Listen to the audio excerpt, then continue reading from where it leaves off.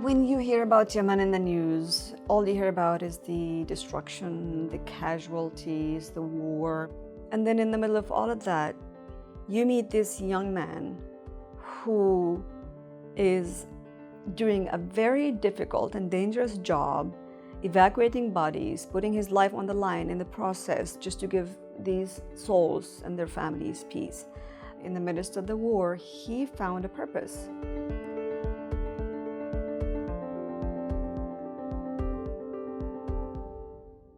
I am Nadwa Dosari, and I am the Yemen Country Director for Savfk. The conflict in Yemen is mainly between the government forces, different forces, and also on the other side, the Houthis. It's been going on since September 2014. This guy, Hadi Juman, is from Al Jawf, and Al Jawf is one of the most intense front lines. When he goes to collect bodies, he does it with minimum equipment. Most of the time, he buys the equipment. And his equipment are gloves and plastic bags and tape. Sometimes he gets donations to buy them, and sometimes he just buys them himself. He's developed problem smelling things because he goes to these areas to collect these bodies that are decomposed. Some of them have been there for like over a month. I think what he does is a level of diplomacy. He negotiates with both sides of the conflict to go evacuate the bodies in areas where battles happened. So he needs to make sure that when he goes in there, they're not exchanging fire so that he doesn't get killed in the middle, he and his team. And it took him a long time to gain the trust of both sides. The Houthis threw him in jail. The other side also threw him, government side also threw him in jail because they did not trust him at the beginning. But he built the trust. So what he does, he goes into these areas where there has been like battles and there are bodies, and he goes in there and he collects the bodies in plastic bags, and he brings them back to both sides.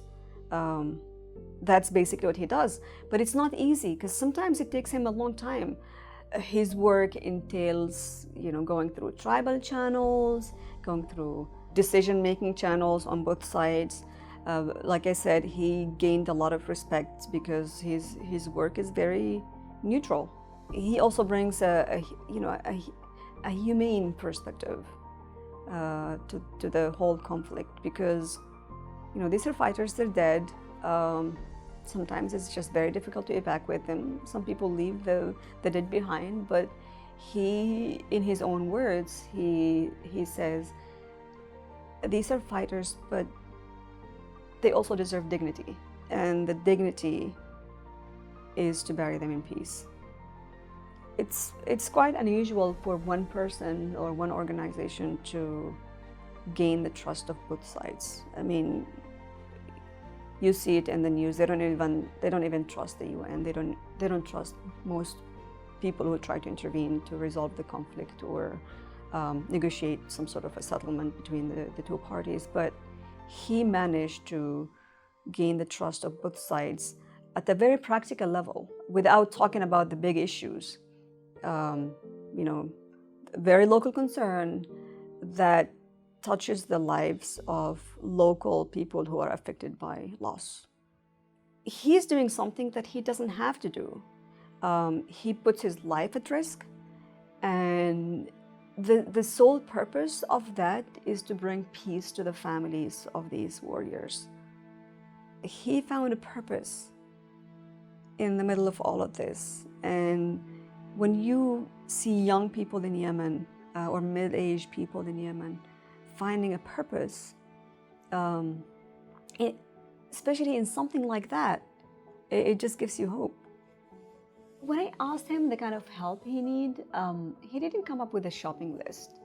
There's one thing he said he needed help with, because the work he does sometimes entail that he goes to like remote areas in the middle of nowhere where there's no phone coverage, and sometimes the battleground circumstances change, and so he finds himself in an area where he is a target.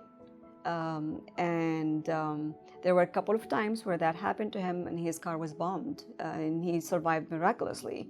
And his car broke down, and he had to walk for 10 hours. So when I asked him what you need, he said, you know, I wish I can have a satellite phone and somebody pays the bills at the phone, so that if I'm stuck somewhere, I can either call people for help, or I can call both sides to inform them that it's me with my body, so please don't target me. That's all the help he asked for. You know, he's doing this unique diplomacy, the diplomacy of the dead. It's just powerful.